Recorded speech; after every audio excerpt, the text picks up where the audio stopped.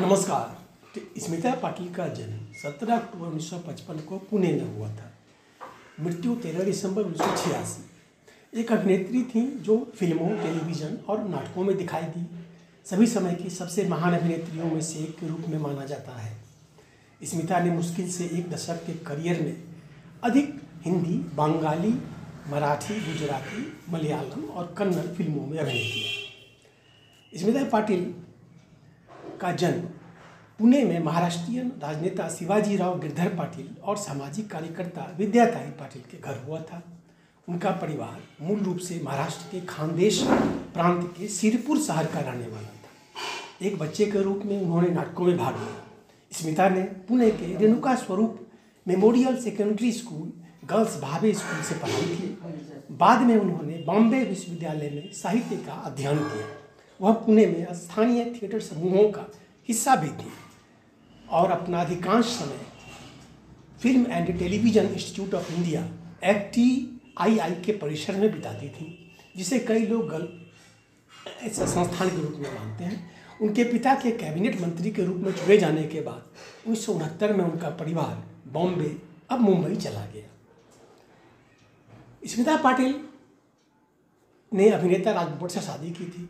13 दिसंबर 1986 को 31 वर्ष की आयु में प्रसव की जटिलताओं से उनकी मृत्यु हो गई। उनकी मृत्यु के बाद उनकी 10 से अधिक फिल्में रिलीज हुई। उनके बेटे प्रतीक बब्बर एक फिल्म अभिनेता है जिन्होंने 2008 में इसकी शुरुआत की थी। स्मिता ने श्याम बेनेगल की फिल्म चरणदास चोर 1975 से डेब्यू किया था। स्मिता समानांतर सिनेमा की प्रमुख अभिनेत्रियों में से एक बन गई। उस समय भारतीय सिनेमा में नए चरण का आंदोलन, फिर भी अपने पूरे करियर में वह कई मुख्य धारा की फिल्मों में भी दिखाई दी। उनके प्रदर्शन की कई बार प्रशंसा की गई और उनकी सबसे उल्लेखनीय भूमिकाएं मंथन, भूमिका, जय तेरे जय, गमन, आक्रोश, चक्र, नमक हलाल, बाजार थी। शुरुआत फिल्मों में शक्ति, अर्थ, अर्धसत्य, मंडी, आज की आवाज़, चिदम्बरम, मिर्च मसाला, अमृत और वारिस शामिल हैं। अभिनय के अलावा स्मिता एक सक्रिय नारीवादी और मुंबई महिला केंद्र की सदस्य थीं।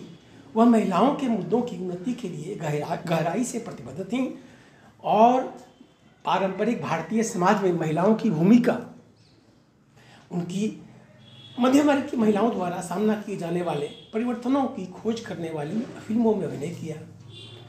उन्होंने अपने करियर के दौरान 2 राष्ट्रीय फिल्म पुरस्कार और 1 फिल्म फेयर पुरस्कार जीता।